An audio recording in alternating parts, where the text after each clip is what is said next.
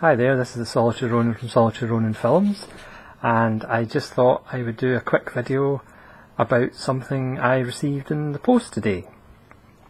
In the late 80s to early 90s, on BBC Two in the UK, there used to be a programme called Moviedrome, which originally was hosted by Alex Cox, director of Repo Man and Walker, and it introduced cult films and foreign films and films that didn't have a particularly large audience or slipped through the cracks. Later in its run it was presented by Mark Cousins, who's made plenty of documentaries himself. He's got a new one about Orson Welles out, I believe. And quite a lot of the films that I've grown to love were originally introduced on Moviedrome. And one of those films I just received a 50th anniversary Blu-ray release of, and it is The Great Silence.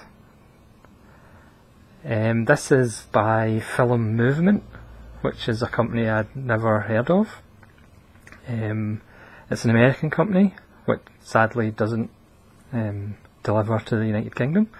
But I got this off Amazon.com. They have a small catalogue at the moment, but I'm guessing they're going to continue to grow. They have a couple of Kitano films, which I wasn't aware that are available on Blu-ray, which I'll have to purchase. This is A Great Silence, and when I first saw it, I was absolutely blown away. It's a film by Sergio Corbucci, the second best Sergio in spaghetti westerns behind Sergio Leone. Who's more famous for Django with Franco Nero in 1966. This is 1968, if my maths is correct, 50 years plus. And it's arguably, well, it's one of the best westerns of all time. I'll be doing a top 20 westerns at some point, because top 10 would just be ridiculous.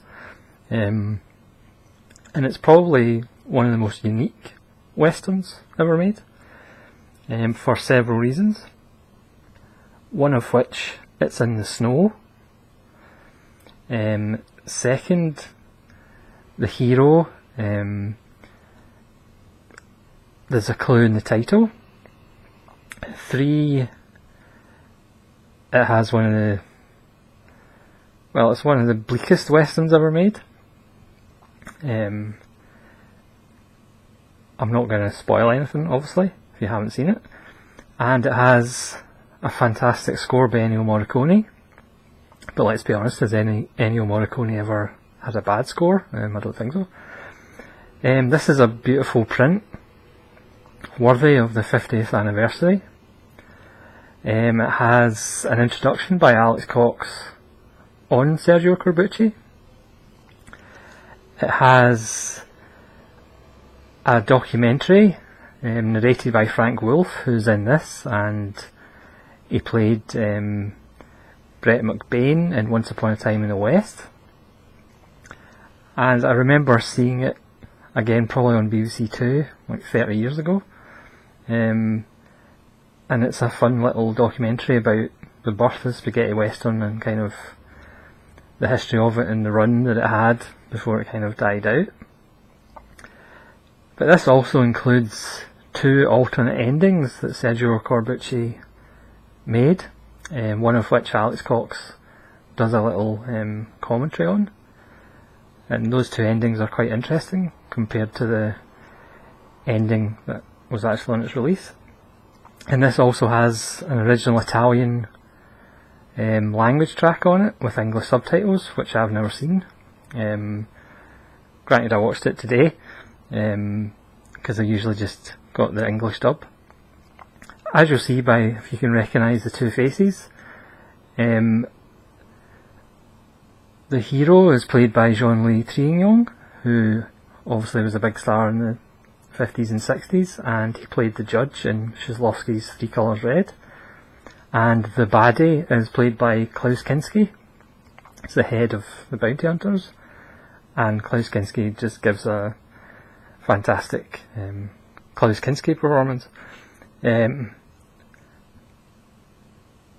mean, if you're not a fan of westerns, you should watch it anyway. If you are a fan of westerns, if you haven't seen it, then this is a absolutely wonderful version to get. It's a beautiful print, and it is one of the most unique westerns you'll ever see. So, like I said, it will probably feature more on my top 20 westerns, which I'll get to at some point. But I was just so excited to get it today, I just thought I would do a quick little video on it. So thank you very much for watching, and leave a like if you like the video. Leave any comments if you've actually seen The Great Silence before, what you think of it, and hopefully we'll see you again. This is Solitary Ronin, saying thank you very much.